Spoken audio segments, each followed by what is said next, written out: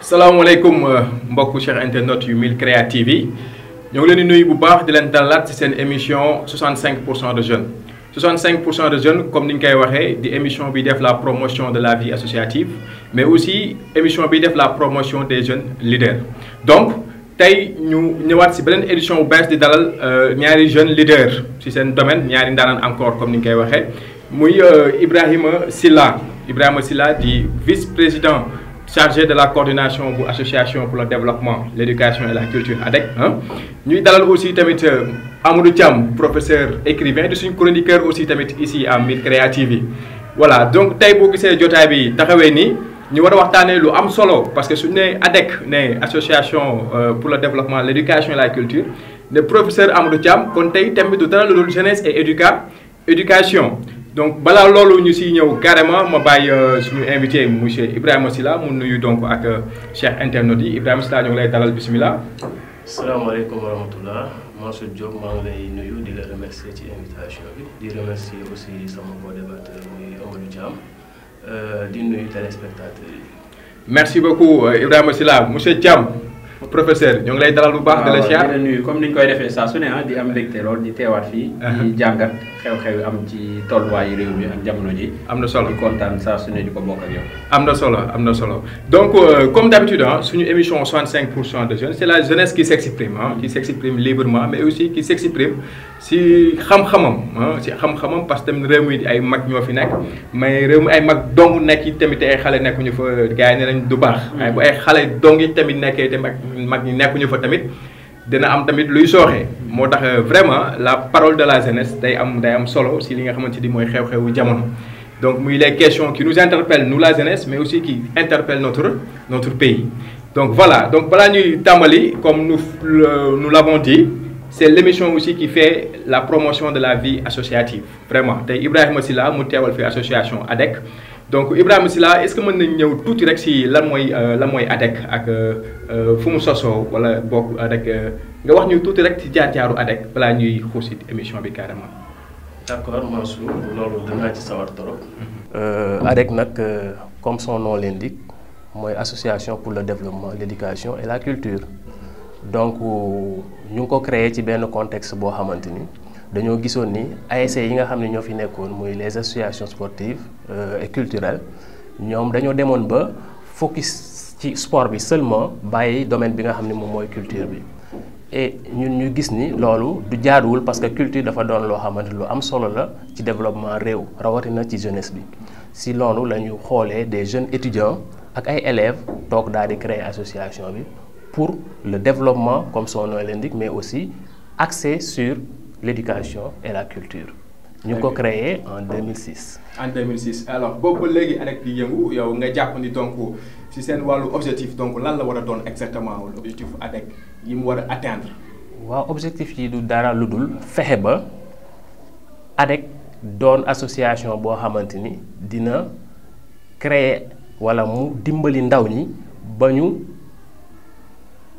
réussir seen éducation. mais aussi doon ay ñoo xam ne ñoo am xam-xam la ñu cultiver lañ mais aussi ay citoyens yoo xam ne dañ jariñ seen réew. te loolu ADEC mu ngi ci di liggéey depuis 2006 tax am nañ ci jéego yu bari yoo xam ne def nañ ko ci. muy lan par exemple tey boo doon citer benn ñaar rek yoo xamante ni jàpp ngeen ni réaliser ngeen ko ci cadre association bi mu amal njariñ askan bi wala jeunes yooyu nga wax. waaw loolu tey jii ni mën naa la wax ci domaine éducation déjà ADEC bari na ndaw yoo bari ñoo xam ne tey jii nii réussir nañ tey te ci loxo ADEC la jaaree. am na solo parce que gis nañ ni daan nañ système bi demoon na ba xam ne képp koo xamante ni def nga redoubler nga école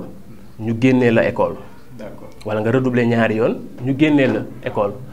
parce que say parents amuñu moyens yoo xam ne mën nañ la fayal école privée. ADEC ci système mu parrainage dem xooli benn waaye boo xamante ni bonne volonté la. te am na alal ñu fexe ba kooku fayal élève boobu noonu mu continuer jàngam ba réussir loolu benn la ci domaine yi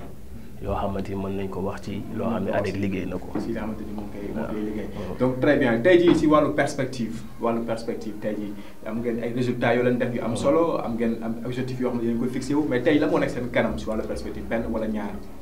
bon mën naa ci citer benn rek boo xamante ni bu am solo la parce que tey ADEC Pikine la sosoo gaa mais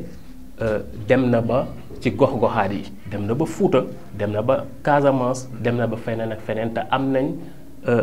ambition mu daj Sénégal yépp tey jii nii boo xoolee toujours dans le domaine de l'éducation suñu rakk yu jigéen ñi ñu ci bari bàyyi nañ école ndax lan ndax dañuy doon ci période boo xamante dañuy gis mbaax bu ñuy gis mbaax nag foofu nag ci dëkk yooyu nga xam ne dëkk kaw yi la am na ci ay xalaat yoo xamante ni am nañ ko ci ñi nga xam ne dañuy gis mbaax am na ci ñoo xamante bu ñu demee ba toll ci jamono boobu noonu dañ leen naan ah du ngeen ñëw école wala du ngeen togg parce que tout simplement dañ leen di beddi loolu nag waral na élèves yu bari nag ñaawal bi ñu leen di ñaawal ci biir école tax na ñuy toog di perdre 10 jours wala une semaine ci weer wi loolu nag boo ko calculer ba dajale ko ci at mi ah mën na doon lu bari loo xamante ni mën na tax élève boobu noonu du réussir école léegi nag ADEC am projet wu defaral leen ay serviettes hygiéniques yoo xam ne dañ koy réutiliser jàngal leen lan mooy hygiène menstruelle fexe ba élèves yooyu noonu bu ñuy gis mbaax di mën a dem école te duñu am benn jafe-jafe su boobaa loolu dina leen dimbali ba ñu réussir ci biir école bi loolu projet boobu ADEC am na ko te bu ñu ci yàlla dimbalee fii ak quelques mois dinañ ko réaliser incha allah. incha allah rabbi mu nekk lu am solo mu nekk lu am solo jàppale élèves yi ba nga xamante ni vraiment si seen cadre jàng dañ mën di jàng normalement te duñ am benn gàllankoor pour mën a réussir sur cadre éducation. si éducation boobu noonu si laay des ak yow monsieur Thiam si éducation donc gis nga ñoom ñoo ngi jàppale élèves yi si naka nañuy def ba jàng normalement pour mën a réussir mais aussi le contexte actuel fi ñu toll nii monsieur Thiam ministre de l'éducation nationale dégg nañ ko mu génn. démb ak fan yii yëpp sax démb rek si benn émission bu doon def moom it moo ngi teg ay pexe parce que tey jii ñëpp xam nañu dëkk bi Sénégal dafa taxaw. jàng bi taxaw lépp taxaw waaye moom it moo ngi teg ay pexe pour dimbali élèves ñu jàng mais aussi tamit pour mën a réussir. alors yaakaar naa déglu nga ko noo jàngatee la mu wax démb par rapport ak pexe yooyu nga xamante ni moom la teg moom ministre bi. waaw kon ginnaaw bi ñu gërëmee bu baax sëñ Ibou ci kàddu yi rafet yi ak liggéey bi nga xam ne ñu koy def. waaw teewlu nañ ko te souci ministre bi ci contexte bi ñu nekk c'est normal dafay gis ñëpp école bi tëj élèves yi jànguñu professeurs yi daanaka nekkuñu ci activité bu bari wala boog seen liggéey mënuñu ko def ni mu waree moom it xalaatam nekk fexe ba jàng beeg jàngale bi bañ a taxaw ndax ñoom li ci ëpp liñ ci jublu mooy fexe ba at mi mat ba ñi war a jàll ñu war a def examen def ko ñoom loolu la ñuy xalaat waaye li nga xam ne wax na ko moom buñ ko tënkee mooy day créer benn chaîne boo xam ne canal éducation la koy tuddee muy apprendre à la maison élève bi mën na toog tey këram di seetaan bu amee télé rek mën na ko jàpp ci RTS 2 wala mu jàpp ko ci chaîne boo xam ne dañ koy créer spécifiquement pour loolu mu fay jàng nee na tamit ñi nga xam ne am télé bi agsi wul foofu wala internet ñoom dugg nañ en relation ak rajo communautaire yi rajo yi ne foofu noonu ba ñoom it mën nañ di diffuser cours yi en direct élèves di ko mën di déglu ñoom it ba di jàngale ba duñu perdre temps ba suñu reprendre mbir yi mën a àgg ni mu waree waaye njàngat mi ñu ciy def rek mooy dafa wax ne examen yi dinañ am avec un léger décalage te léger décalage boobu waruñu ko teel a wax ndax li ñuy xeex ba tax ñu taxawal mbir yi jógeegu fi loolu ñu teg tamit ñun ñi nga xam ne ñoo ne ci classe xam naa sëñ Ibou dina ci ñëw tuuti moom mi nga xam ne day jàngale tamit xam na ne même ñun ñi di jàngale sax dañuy am jafe-jafe pour élèves di jàng seen kër yi normal boo ñëwee beneen cours di leen laajte li nga defoon ñun ñëpp da ngay gis ne am na ñoo xam ne xooluñu woon sax kay yi donc bu demee bëgg def cours ci télé boo maytul dana am jafe-jafe bi mu jur ndax kër yi benn télé moo fay ne yenn saa yi bu weesoo télé yi ne ci néegi te borom kër yi ak soxna yi di ko yor télé bi ne ci kër gi di saal ñëpp bokk ko tey élèves yi fa ne déjà bokkuñu ay niveau war a mën a nekk toog occuper télé bi jël temps boobu yëpp ne lii lañ fiy seetaan lii la ñuy xool ba pare du am interaction nit ki mooy def coursam nga élève bi bu ko dara rëccee nan lay def ba dabu ko waaw ba mën a comprendre suite cours bi donc dafa nekk un ensemble d'éléments yu xaw a compliqué yoo xam ne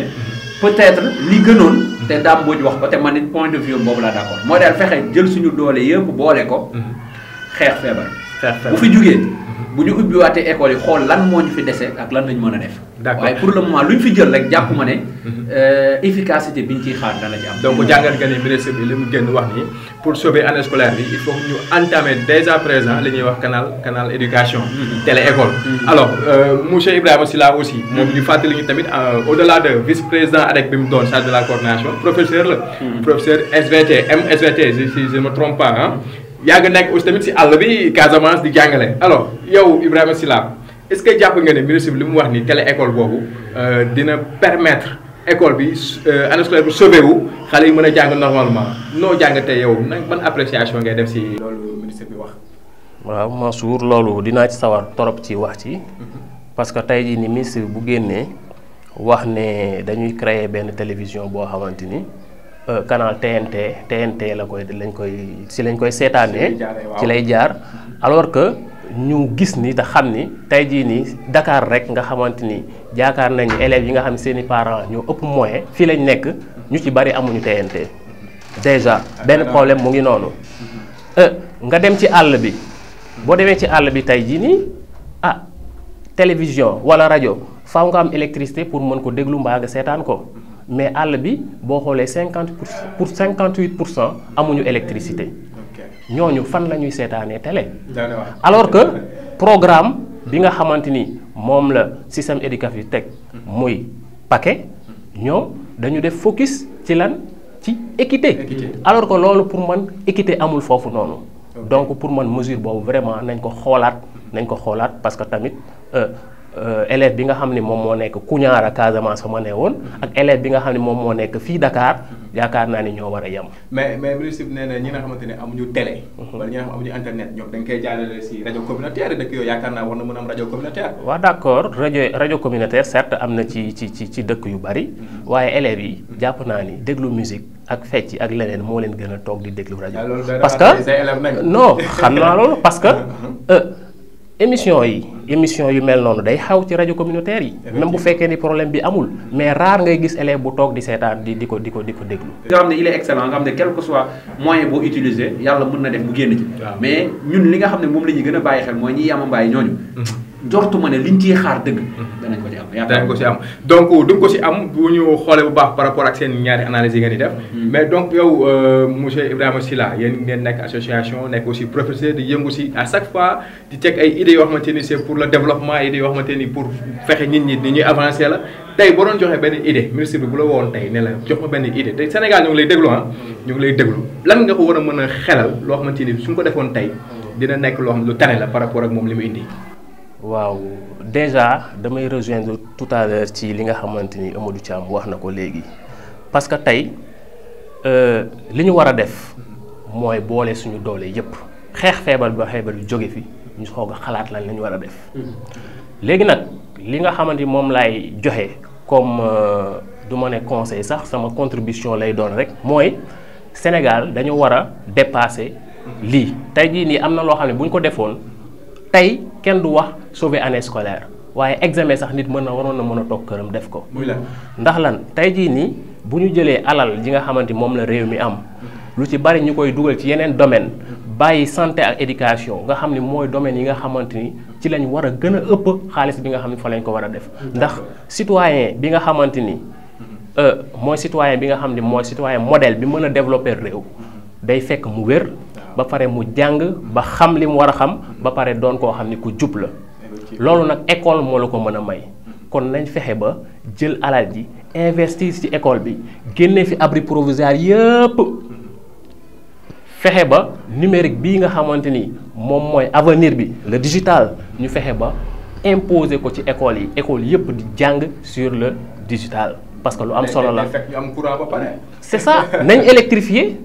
dindi abri provisoire yi jox élèves yi ay tablettes ak créer ay plateformes yoo xam ne dinañ ci mën a jàng su boobaa bu fekkoon loolu jiitu na lii tey jii nii bu corona ñëwee dinañ mën a am solution kon foofu la ñuy xaar suñu gouvernement bi nga xam ne ñoom ñoo ñuy jiite mais pas ñu toog seeni bureau situation am ñu jël ay mesures yoo xamante ni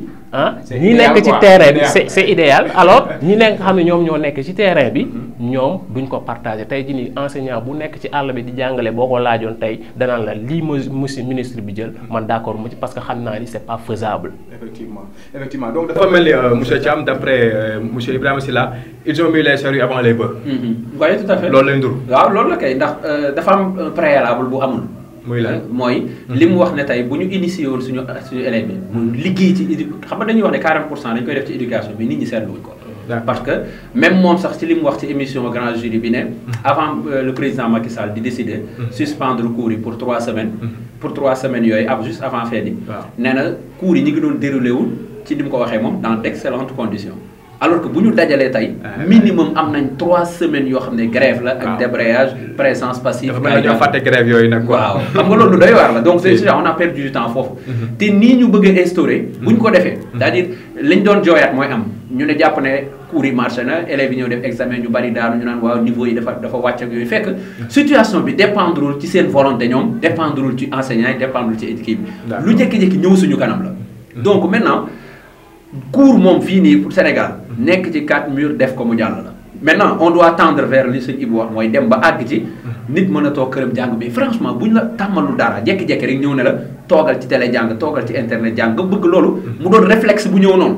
loolu du yomb daal te du gaaw te bëgg a defar la fara saafara ba jur jàngoro bu ñu moytu loolu lay mujj doon waaw bu yàq lu bari man daal li ma gis mooy nañ xeexandoo feebar bu jeexee le 4 mai ñu xool comment faire avec l'examen philo bi nga xam ne sax jàppoon nañ ko le 28 mai ñu xool nan la ñuy def ak moom xool BFM bi kii bu fekkee reprendre le 4 mai dañoo reprendre juin ñu xool it lan lañ mën a def bu fekkee dara mënul nekk aussi ñu nangu ne le contexte moo ñu imposé loolu ñu reprendre à zéro c'est pas de notre faute. D'accord waaye man loolu laa gën a gis nga xam ne la qualité bi ngay wër tey di nga ko am. d'accord donc dàkkuñu année invalide bi. monsieur Sylla dàkkuñu ko. parce que tamit solution bi nga xamante ne moom la ministre bi teg tamit dafa mel ni daf ne